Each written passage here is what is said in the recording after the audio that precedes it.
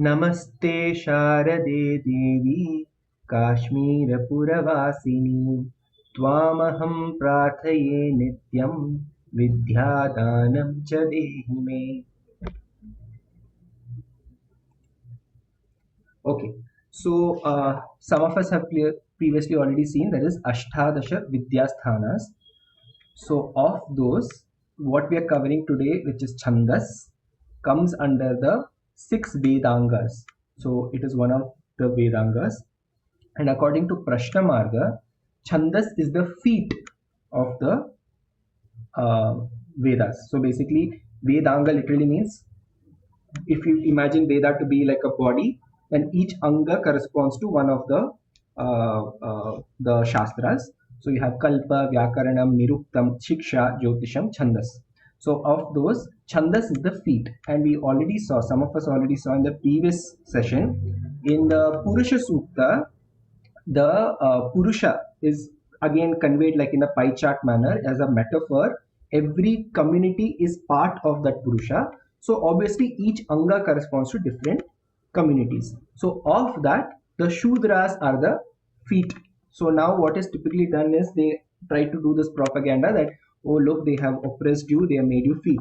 But today we will see in the Vedangas, the Chandas is the feet, but you will see how important Chandas is. Chandas is the foundation of how you will chant, how you can even read, how you will even write Kavya. Everything, the foundation is in Chandas. Of course, Vyakaran is also important. Actually, everything is important. And that's why I'm again bringing that example back. Just because in a Purusha, something is the feet, something has to be the feet because you're using the body as a metaphor. So today we will see how important Chandas is. So before that, let's first get some Lakshanas. So as we know, Lakshanas are definitions. So a sutra has the following Lakshana. So this is how you can remember it. Alpaksharam asandigdham saravat vishwato mukham astobham anavadyam cha sutram sutravido viduru. So there are 6 qualities in a sutra. It should be alpaksharam. It should be brief. We're using minimum akshara possible. It should be asandigdham. It should be clear. So it shouldn't be ambiguous. After reading the sutra, it shouldn't convey some incorrect message because you tried to reduce the aksharas.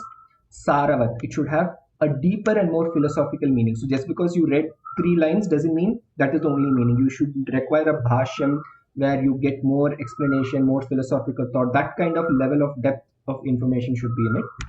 Vishwato mukham.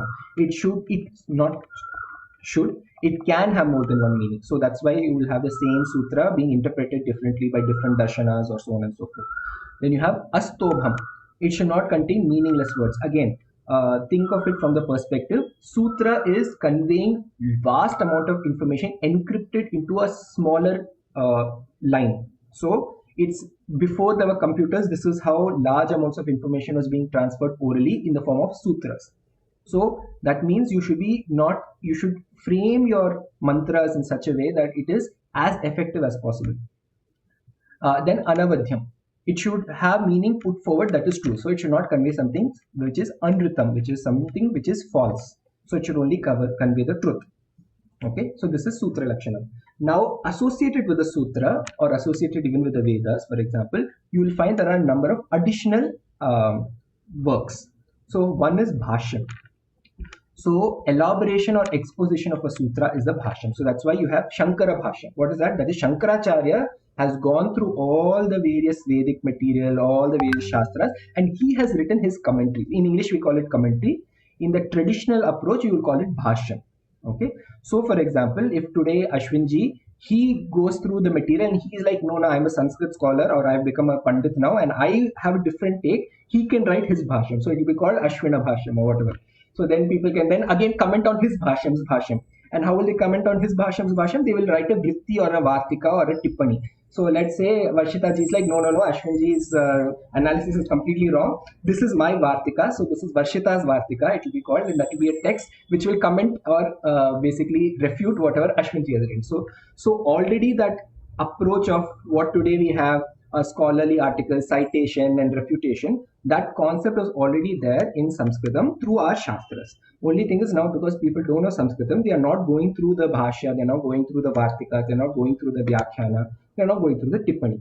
So what are these different terms? Tippani is something very short. So it's like a, let's say I have what in English they call elevator pitch. So a tippani is like, okay, explain this to me in just 10 seconds. I don't have much attention span. So that would become your tippani. Vyakhyana is a slightly more level of detail of a sutra, and Vartika is your critical analysis of the sutra. Okay, and Vritti is a short and crisp explanation. So just like you have like a para based or a essay based response, like that there are different classifications. So now in terms of sutras, you have different Vedangas and Darshanas which have utilized sutras. So today our topic is Chhandas. So you should know that Pingala Maharshi has written Chhandas Sutras. Okay, and they form the basis of a lot of mathematical work as well as musical work. And then likewise the other Vedanga, which is Baudhayana Shulba Sutra, you have which is under Kalpa. You have all the geometry, what we now call trigonometry, which was already in use earlier. Panini's Vyakhyana Sutras. So this, sorry, not Vyakhyana, Vyakarana Sutras. So that would be Vyakarana. Then you have Karnada's Vaisheshika Sutra. So this is the Darshana. Then you have Patanjali's Yoga Sutra. This is again a Darshana. Then you have Jaimini Mimamsa Sutra. This is again a Darshana. So you have different sutras. So the thing with sutras is if you just read it without a guru, you'll struggle, because as we saw earlier, it's supposed to be alpakshara and conveying multiple meanings. So unless you are reading it along with the bhashya, along with the vartika, or along with the under guidance of a guru, you'll find it difficult. Now we mentioned Vyakhyana. So Vyakhyana also has a lakshana. Padachhedaha padarthokti vigraha vakya yojana akshepasya samadhanam Vyakhyanam Panchalakshanam. So Sutra had 6 lakshanas. Vyakhyana has 5. So it is Padachheda. So right now, as you can see, I've already done the Padachheda. But if you see original text, everything will be together. It will be very difficult to know where the word is ending, where the next is starting. So that typically where your Sandhi and all your other knowledge of Vyakarana comes into place. So you know where to break. Another way you know how to break is Chhandas. So when you know the Chhandas, you will know automatically where you need to pause, where you need to break. So then the word also will split accordingly. Okay.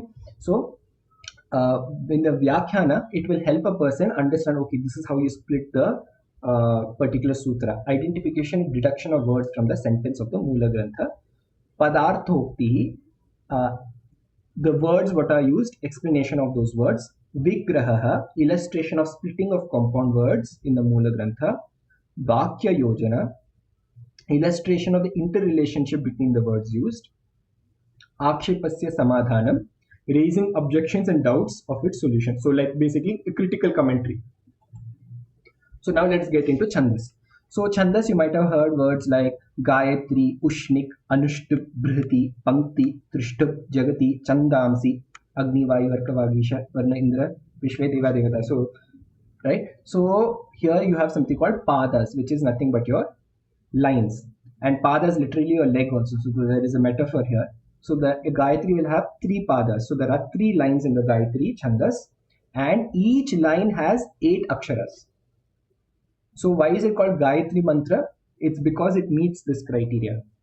So if you have a mantra which is in the Ushnik Chhandas, then you can call it the Ushnik Mantra, right? So Ushnik has 3 lines, and again 8 akshara, and then 12 aksharas. Anushtup, which is the most common, if you read Mahabharata, Ramayana, Anushtup will frequently come. So Anushtup is easy to sing. See, not everyone can sing very well. But Anushtup is something which is simple, anyone can follow. So therefore, a lot of the itihasas, all the important texts have been put in Anushtup on purpose. Because not everyone has a musical capability, right? But everyone should be able to at least follow along. So in Anushtup, there are 4 padas, 4 lines, and you have 8 akshara in each. So next time notice a mantra which is in Anushtup Chhandas, you will notice that this is the pattern. Okay. So now what we call Chhandas in our Bharatiya tradition, in English it's called meters, but Chhandas is much more complex than the English meter system. Of course, it is essentially referring to the same knowledge. Okay. So the Chanda Shastra of Pingala is recognized as the oldest text on this topic of metrics or Chandas. In Sanskrit, a metrical unit is a pada or a foot. Depending upon the number of akshara in the pada, you have different Chandas. Okay. Now, knowledge of Chandas has been important for composing Smriti, Sahitya, and even played an important role in Kavya, which is poetry. Okay, so this is a little bit in Sanskritam, but essentially it is conveying the same. Ah, yes, Nishita Madai. Hari Om. Uh, Here in the previous slide, it was given as Anushtub. Is it Anushtub or Anushtub? P or B? I would say B. Where did I say? Have I put B? Anushtub. Anishtub. Okay, I thought it is Anushtub because in a lot of even when we take Vishnu Sahasranama and all, it is said Anushtub. P It's possible because of Vyakarana that variation is coming, but Anushtub is is what the proper one. is. Okay, धन्यवादः. आह्लादयति इति छन्दः पिङ्गल नागमहर्षि प्रणीतम्. So according to tradition, Pingala is supposed to be a naga. So again, if you hear all this thing that we are defeating or harassing nagas in all the stories, not true. Pingala is a naga rishi. Even Patanjali, in fact, if you see his depictions, it is with in the form of a naga. So Chhandas Sutram Vaidika Laukika Chandasam लक्षणादीन् ज्ञापयति भाष्यादि भाष्यादयितुम् एतत् वेदांगत्वं भजते. So Chandas is used in both Vedic Sanskritam and classical Sanskritam. Okay. आहत्य अष्टौ अध्यायाः वर्तन्ते. प्रथमाध्यायम् आरभ्य चतुर्थाध्यायस्य सप्तमसूत्रपर्यन्तं वैदिकछन्दसां निरूपणं विद्यते. So there are totally 8 adhyayas, okay, out of which the Prathama Adhyaya Arabhya, starting from that all the way to the 4th Adhyaya. Um, so the 7th Sutra, Saptama Sutra Paryantam, till the 4th Adhyaya, 7th Sutra, Vaidika Chandas is explained, Nirupanam Vidhyate. After that, Anantaram Laukika Chandasam Nirupanam Vartati. So after that Adhyaya, the rest of the Adhyayas until the 8th Adhyaya is covering all the Laukika Chandas. Okay. Now, what is this Vedic Chandas, Laukika Chandas? Now, as we some of us already saw, the Sanskritam used in the Vedas is very different from the Sanskritam used in classical Sanskritam. Okay. So whatever Sanskritam people speak nowadays, that is classical Sanskritam. So the Chandas rules also for the Vedic Sanskritam is different compared to what is used in classical Sanskritam. Anushtub and Gayatri, some of these which are ancient Chandas, those are common to both Vedic Sanskritam as well as to classical Sanskritam. But some of the Chandas we will see today that is applicable more to basically Kalidasa era onwards. So basically the period where classical Sanskritam is used. Okay. Okay, so Chandamsi Akshara Gananaya Jnatavyani. So through the count of Aksharas, you can understand Chandas.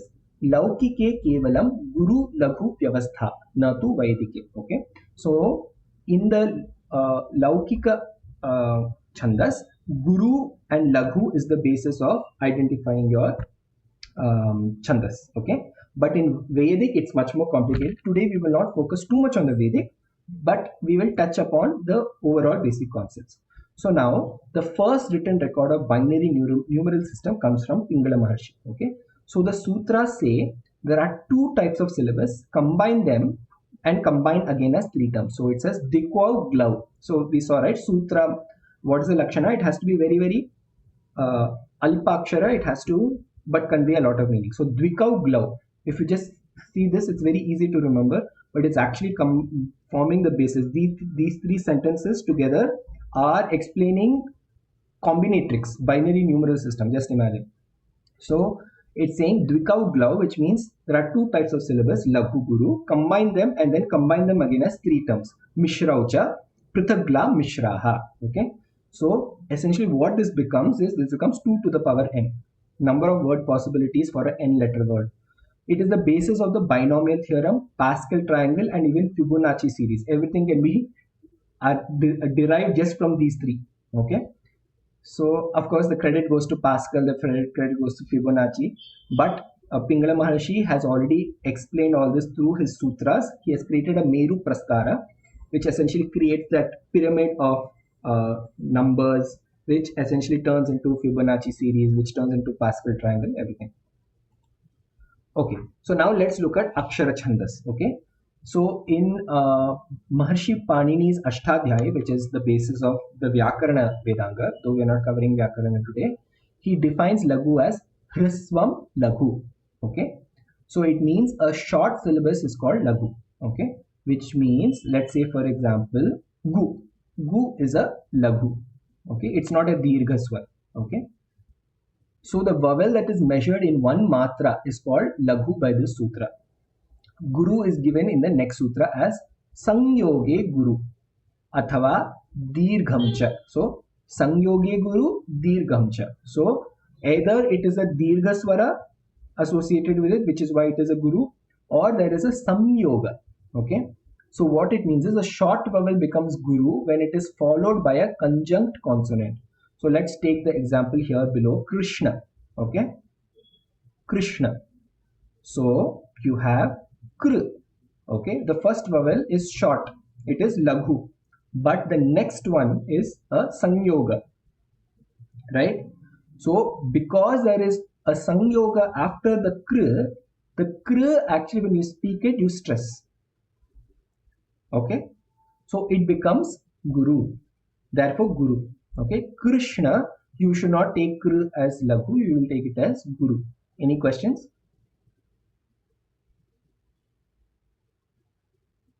Okay, so the Dirgha vowel is measured in two matras. Okay, a short vowel also becomes Guru when a conjunct consonant follows it.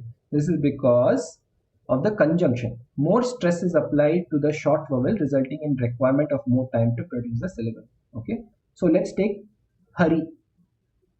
So Rahul Mode, is Ha Laghu or Guru? Her is Laghu.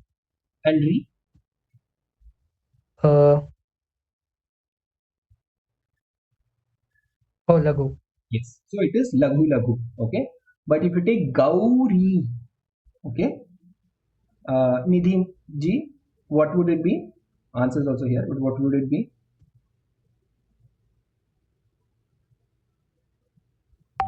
Nidhi ji? Okay. Varshita Moday? Gau is Guru. Ri is again Guru. So this is Guru Guru. Okay.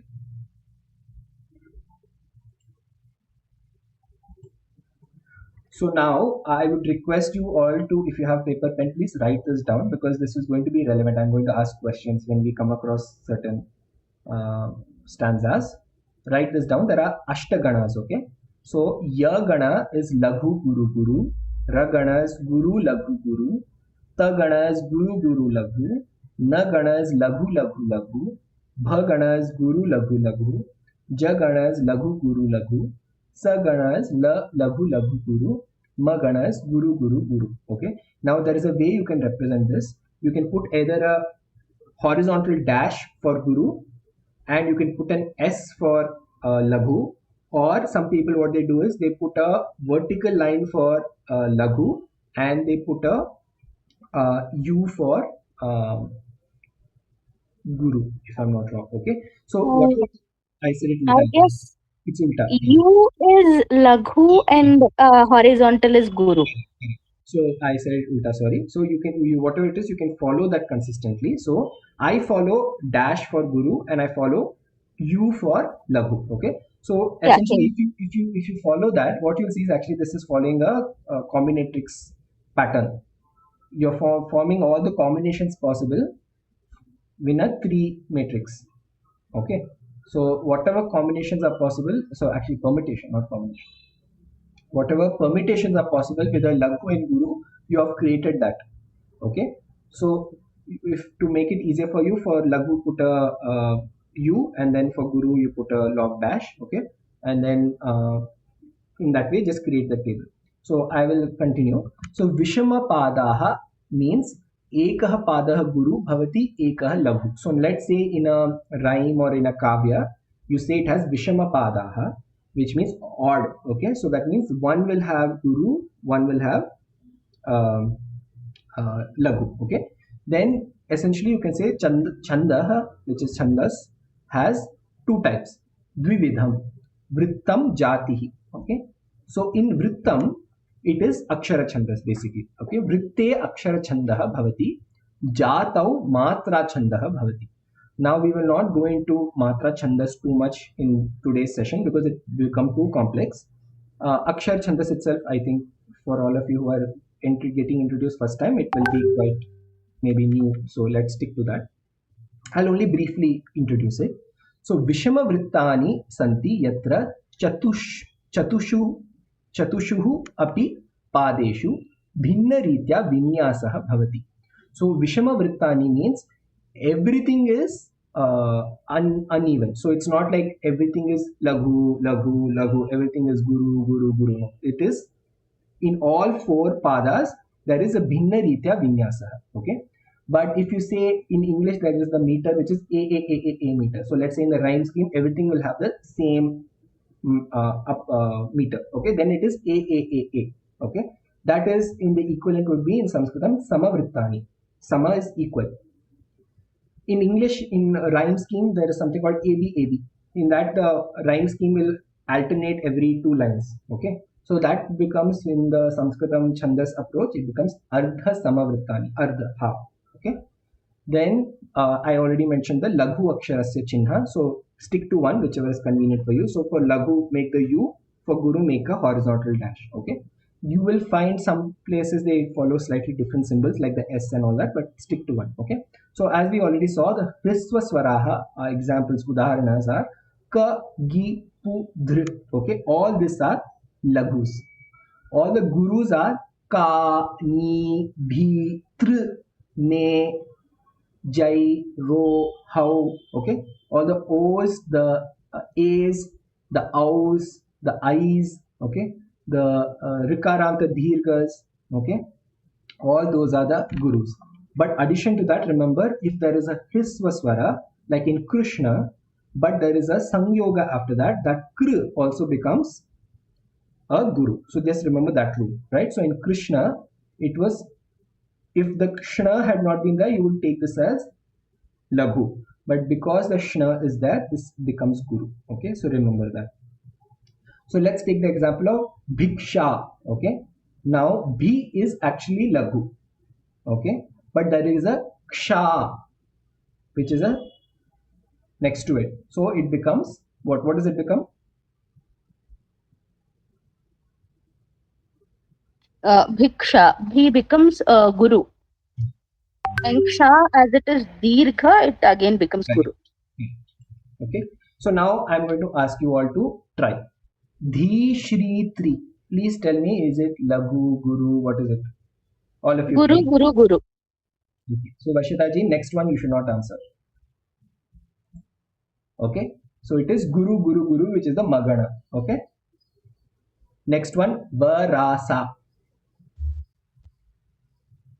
लघु गुरु गुरु. Laghu, guru, guru.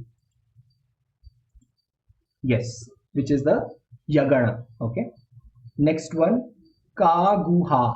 I mean, these are just made up words just to explain the kaguha.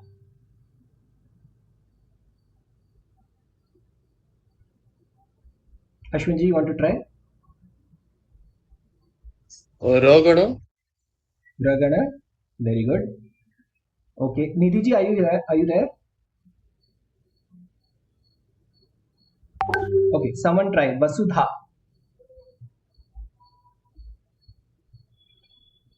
Sagana, laghu, laghu, guru.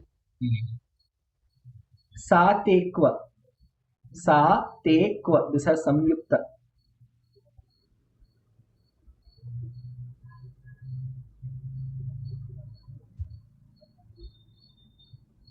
मगण गुरु गुरु हो. Why? It is sa, which is guru, then te, which is also guru, and then you have the kwa, which is laghu. Okay, there in bhiksha, because the sha had a r to it, therefore it was guru. See, the samyukta is always Laghu, but it causes the previous one to become Guru. Okay. Next one, Kadasa.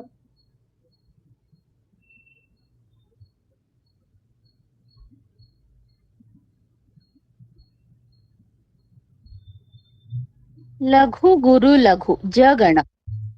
Very good. Laghu, Guru, Laghu. Next, Kimbada.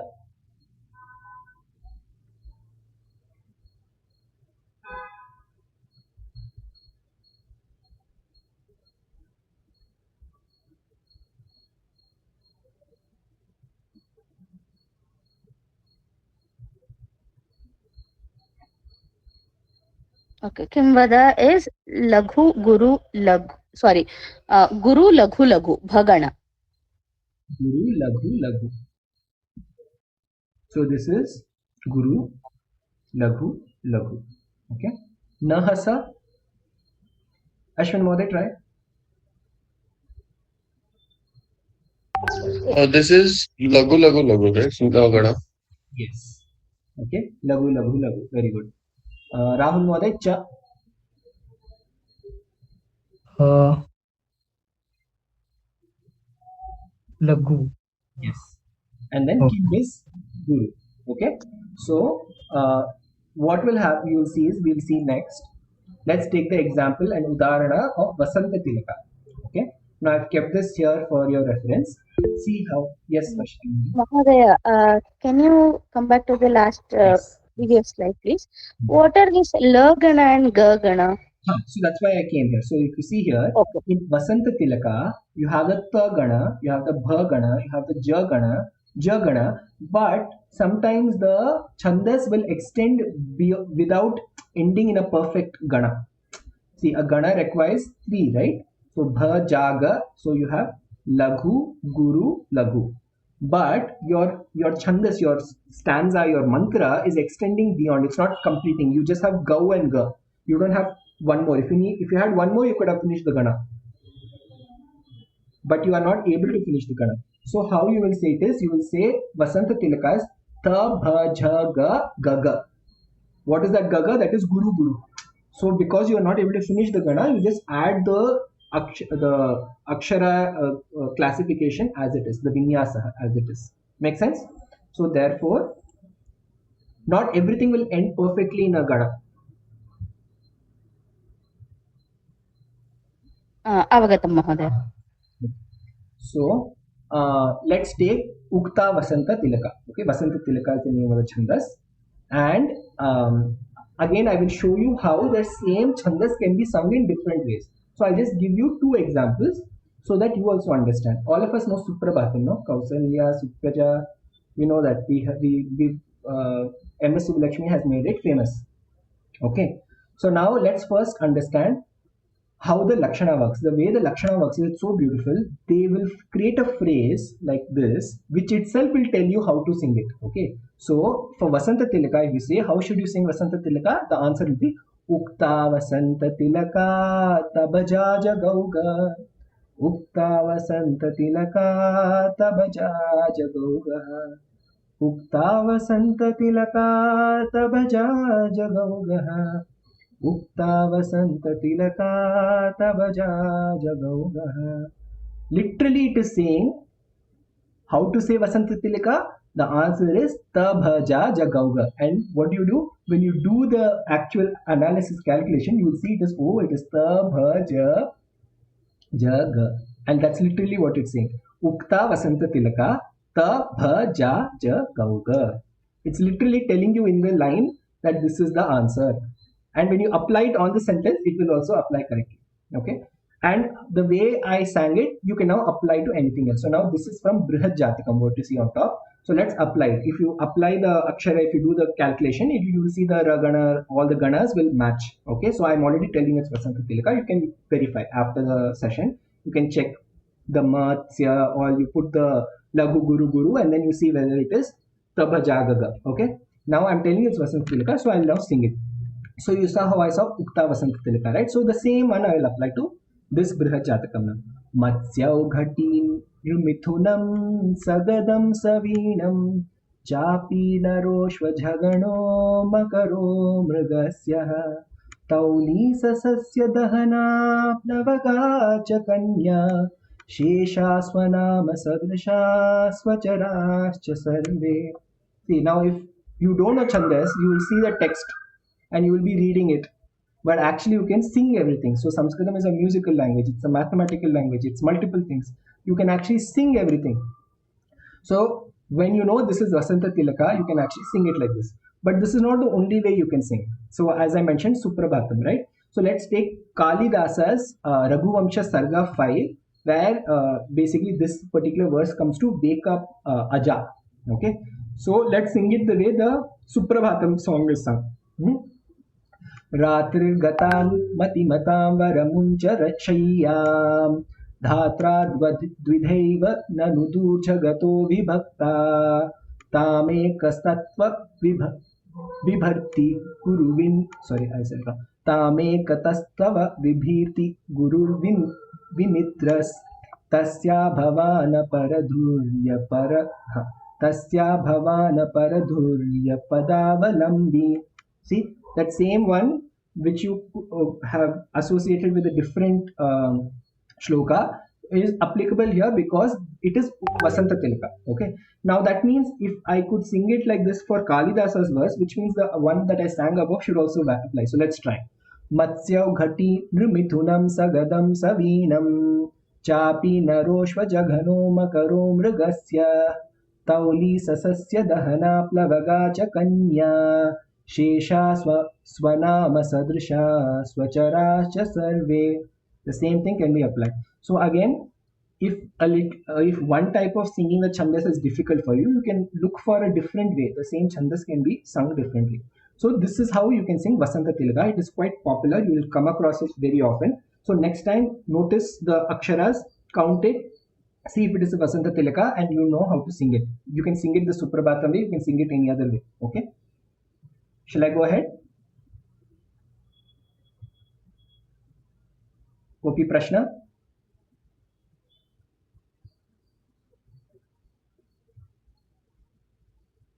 Oh, but Vrashita Mother, yes. Oh, sorry, I didn't hands down. Sorry. Okay, shall I go ahead? Astu Mahodaya. Okay, let's take another one. This is Totaka. Okay, this Chandas is Totaka. Now you can see that syllables per pada is 12. So it should have 12 aksharas. Okay, and that is an interval. What is known as interval is a yati. So a yati after 12. And the sequence is Sagana, Sagana, Sagana, Sagana. Very nice, very simple. Which is Laghu, Laghu, Guru, Laghu, Laghu, Guru, Laghu, Laghu, Guru, Laghu, Laghu, Guru. So let us now sing Totakashtakam. Now you know why it's called Totakashtakam, because it has a Totaka Chandas. Okay, just like the Gayatri Mantra is Gayatri Mantra because it uses the Gayatri Chandas. So how will you sing the Totakashtakam? Karuna Varunalaya Palaya Mam Bhavasagara Dukha Viduna Hridam Rachayakila Darshana Tattva Vidam Bhava Shankara Deshika Me Sharanam. See, because it is Laghu Laghu Guru and there is no variation, that repeating, what should I say, that kind of rhythm is there to the chant, right? So what is the meaning? O ocean of compassion, save me whose heart is tormented by the misery of the sea of birth. So birth is being described with a sea. Make me understand the essence of all philosophies. You are my refuge, O Master Shankara. Okay. So let's go ahead now. Now again, I will not go too deep here because first of all, I am not an expert in Matra Vritta. We will stick to Akshara Chandas, but I'll just briefly introduce that there are other Chandas also. Okay. So Matra Vrittas are those where the Chandas is governed by the number of Matras in each pada. Till now we were seeing the Aksharas. Okay. So for example, a Matra Vritta can have 16 Matras in a pada in order to fulfill the required Matras. Any combination of Lagu's Guru's syllabus can be used by the poet. So what is more important here is the matras, not the Laghu Guru. Okay. Laghu consists of one matra and Guru consists of two matras. Thus 16 Laghus or 8 Gurus can complete the 16 matras. So in a Matra Vritta, what is more important is the how many matras are there. So you can achieve that by using 8 Gurus, or you can achieve that by using 16 Laghus, or a combination of Guru and Laghu to achieve that 16. Okay. So or a combination of 6 laghus and 5 gurus can also do the same. Okay, so Arya is a very important example of a Matra Vritta, and its definition is as, or Lakshana is, Yasyaha Prathame Pade Dwadasha Matras Tatha Tritiyepi Ashtadasha Dvitiye Chaturtake Panchadasha Sarya. So what it's saying is there are 12 matras in the first and third quarter. Quarter means the pada. Okay, pada is 1/4, right? 18 in the second and 15 in the fourth quarter. Then it is an Arya meter. Okay. Now an example of that is the Shatapadi Stotram by Adi Shankaracharya, whose first verse is as follows. I'm going to actually play the song to you so that you can experience it directly. One moment.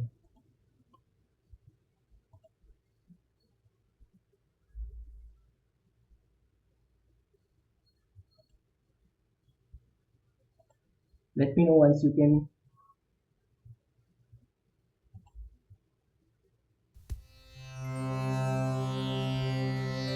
It's playing, right? Essentially, the idea was this is the Arya Vritta. Okay, this is an example of Arya Vritta. Here, the aksharas were not important. The total number of matras, we saw the rule, right? That had to be met, and based on that, it has been made. Now, let's go back.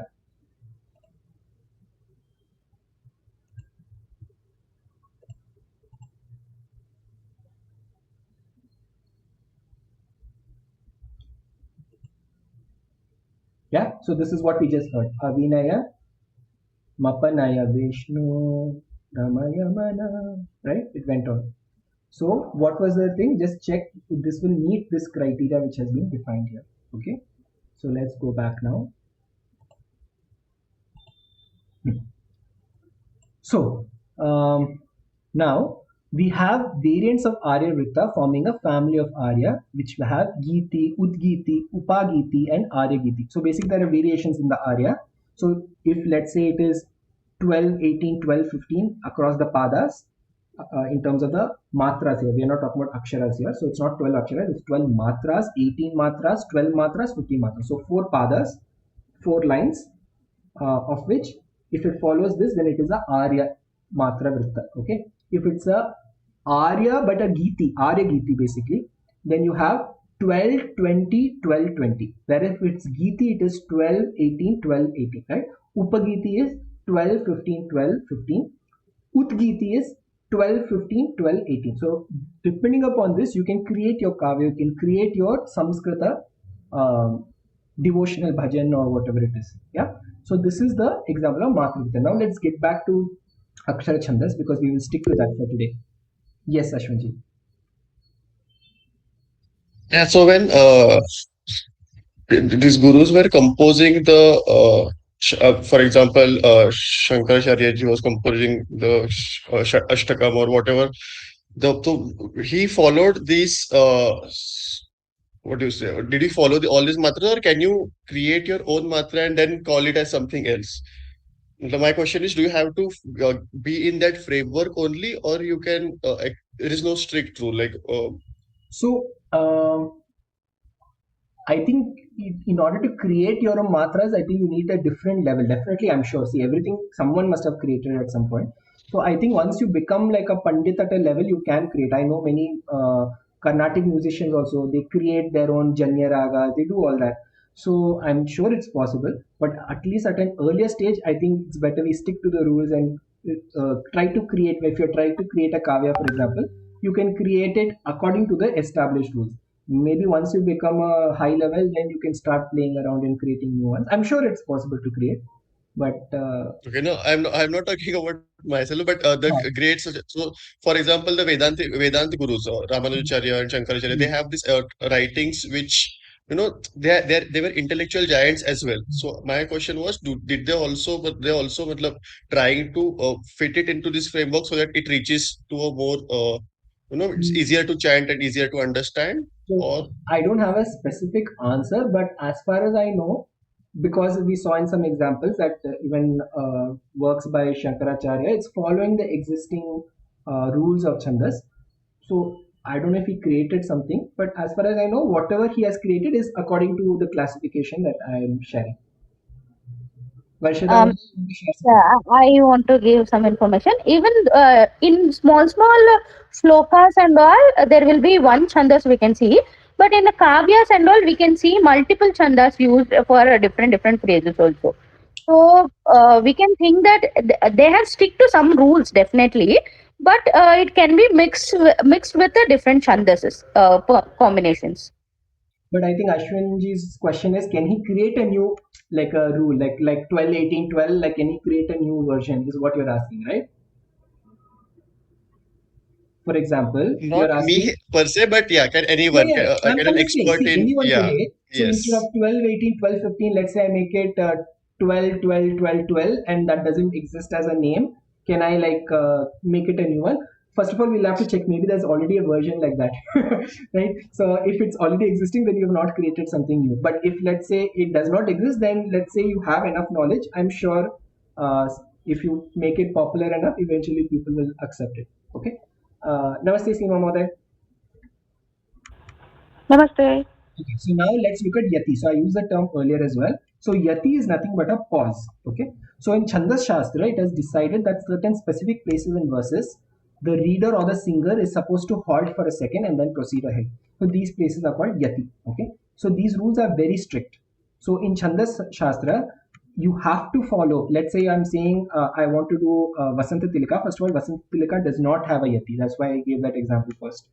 But there are some like Shardula Vikriditam which does have a yati and you have to take it into consideration. Why? Because when you're creating your kavya, if you don't factor in that yati, your vakya, your sentence will end up breaking that word in a manner which is against Vyakarana principles. So you have to factor in the yati so that when you are framing your kavya, people pause at the right time such that the the pada vibhaga is happening correctly, the sandhi is happening correctly, and accordingly we are able to sing. Okay, so let's take the example of we saw Vasanta Tilaka, right? So let's look at the similar one for Shardula Vikritam, which is another chandas. Okay, so how will you sing this? सूर्याश्चैर्यदिमः सजौ सततगा शार्दूलवीक्रीडितम्.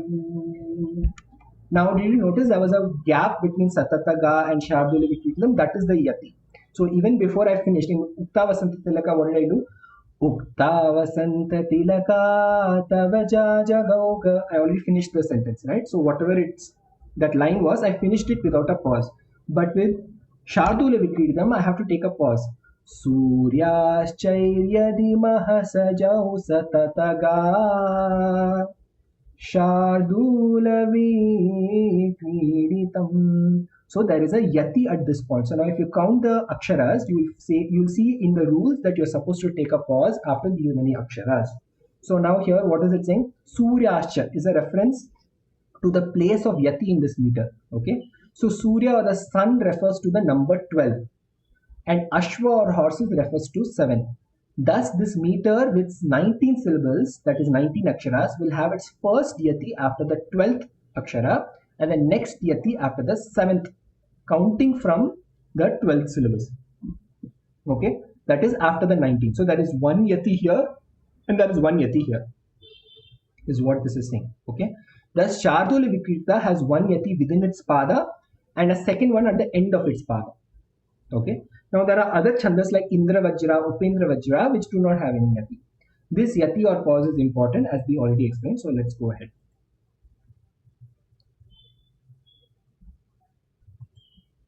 Okay. Now let's look at Shikharini. Okay, which this is another chandas. Again, I've kept the Ganas reference for all of you.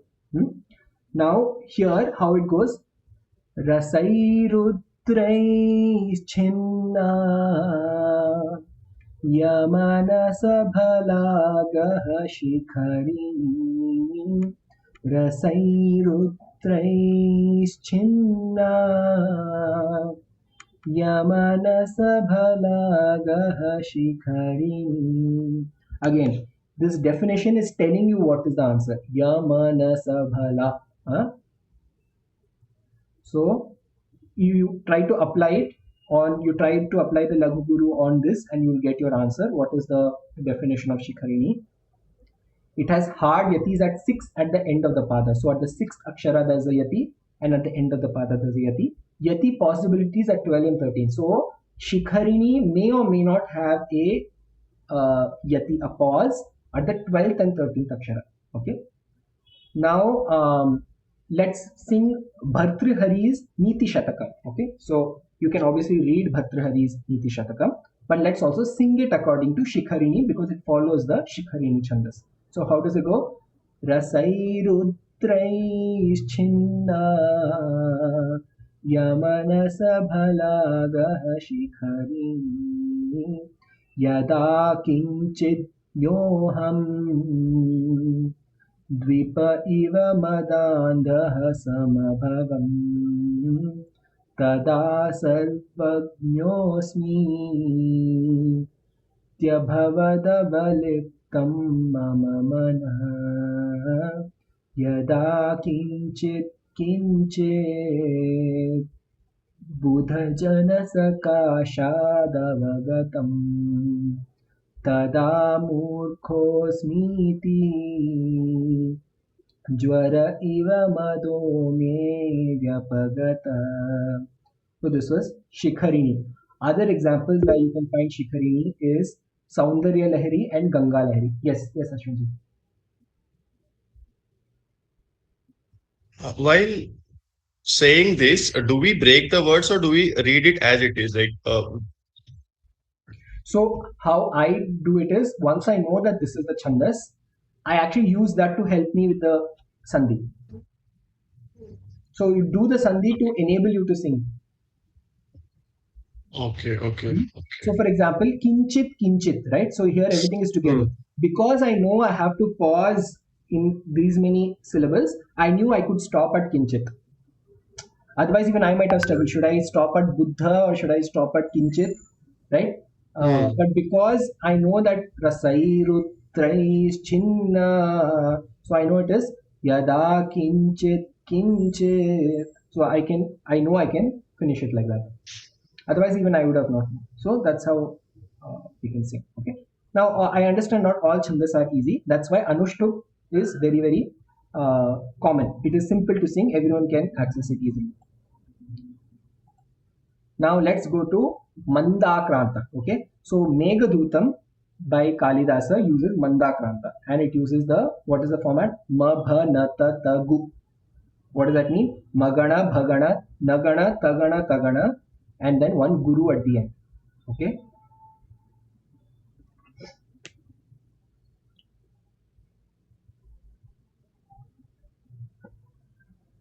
Let me first play one example of how it can be sung.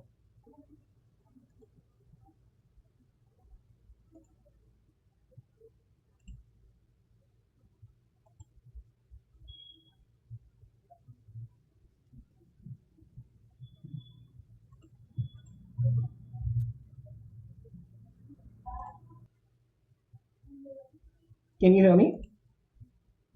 Yes. So that is one way. Here's another way. So if you see here, Mandakranta Budhirasanashay Mobhanau Tau Yagayugmam Mandakranta Budhirasanashay Mobhanau Tau Gayugmam. Okay, so applying that here, you can go Kashchit Kanta Viraha Guruna Swadhikara Pramatta Shapenastam Gamita Mahima Varshabhogyena Bhartu Yakshashchakre Janakatanayas Snana Punyodakeshu Snigdhachaya Snigdhachaya Tarushu Vasatin Ramagiryashrameshu. So you saw how that other lady was singing, but this is another way of singing. And likewise, I'm sure there are more 100 ways of singing it, but you are following the Mandakranta way of singing. So here it has ma, bha, ta, na, ta, ta, guru. Okay. So it has strong yatis at positions 4, 10, and at the end of a pada, marking three distinct regions. Vilamba gati before the first yati, druta in the middle, guru heavy in the madhyama gati later. Okay. And guru heaviness makes for greater time for enunciation, leading to a feeling of a slow manda flow. Okay. And it's good for rasas when you want to use shanta, karuna, vipralamba, shringara. Okay. So Kalidasa uses it in his Meghaduta. Now here's an interesting thing. Because it's called Mandakranta, adding a Laghu and Guru at the beginning of Mandakranta line results in a Megha Vispujita with the Yati positions shifting by 2. So basically, like a cloud getting pushed, you're adding a Laghu and Guru, therefore the rules get pushed by 2. Okay. Let's close with Anushtup, which is the link between Vaidika, Purana, Kavya, and Shastra. So this is a Chhandas with most content in Sanskritam texts. It is classified under the Akshara Jati class. Difficult to capture a definition. Why? It is typically defined as having 4 padas and 8 aksharas each. So the Lakshana, which is typically you will come across, is Panchamam Laghu Sarvatra Saptamam Dvichaturtayoho Guruhu Shashtham Cha Padanam Chaturnam Syad Anuštubhi. Okay. So, but this definition, Lakshana, is incomplete, which is a dosha. That's because there are multiple examples you can show where the Anushtup Chanda is being used, but it is violating this rule. Okay. So Valmiki Ramayana, if you see the 6, 7 of Pada 1, so here it will not follow the rule above. If you look at Kalidasa also, he has not followed that rule consistently. Amarasimha also you'll find in his work. So therefore this definition is not exact, because we see in history our forefathers have used other variations which aren't exactly fitting this Lakshana. But Anushtup is extremely popular since the Vedic times. Okay. There are other rules also. Avoid Laghu, Laghu, Laghu at the beginning of all padas. Avoid something, then Laghu, then something at the beginning of even padas. Okay. So Madhyama Gati with preponderance of gurus. There's a lot of gurus. Natural for Vaidika and Laukika Sanskritam. Only Padayati, no Yati is imposed. More freedom than other meters and Laghu Guru arrangement. It's not requiring you to say this has to come first, then that. Even long fragments in our itihasas don't become monotonous in the Anushtup shloka. Flexibility to go from 42 matras to 58 matras. So that much flexibility is there with Anushtup. Okay. So therefore, naturally, it's easy to sing it also. So all our itihasas, a lot of our shastras use Anushtup Chandas. So Anushtup Chandas is the link between Vedika Sanskritam and classical Sanskritam today. So with that, I will like to close for today. Maybe if any of you have any thoughts, did you learn something? Hopefully you can apply this in other shlokas also. Who wants to close with a Shanti mantra? Anyone can go ahead, unmute, and we'll close.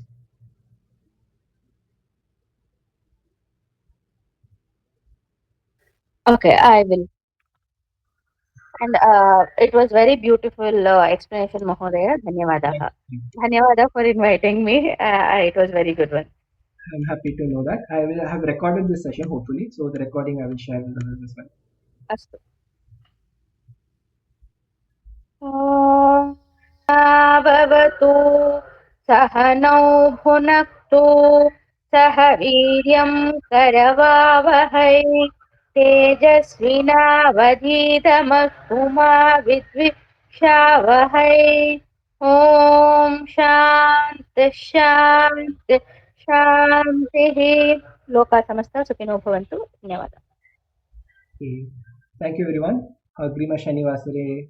We will meet again for those of you who are still interested in history. Okay. Ram Ram. Ram Ram